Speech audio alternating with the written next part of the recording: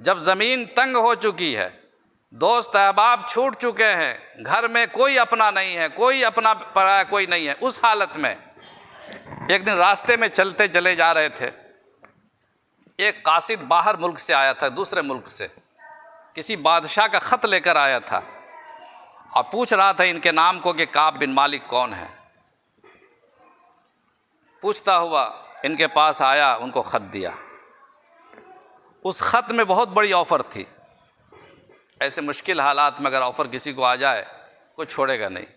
Offer ये थी कि हमने सुना है, बादशाह की तरफ से ख़त आया था, हमने सुना है कि तुम्हारे साथी, तुम्हारे साहिब जो हैं, तुम्हारे साहिब वो नाराज़ हो गए हैं तुमसे और तुम्हारा सोशल बायकाट कर दिया गया है। तुमसे लोगों ने मामला करना, बातचीत करना छोड़ दिया, जबकि तुम बहुत अच्छे आदमी हो। तुम्हारी बेइज्जती की जा रही है, तुम्हारी तौहीन हो रही है उस मुआशरे में।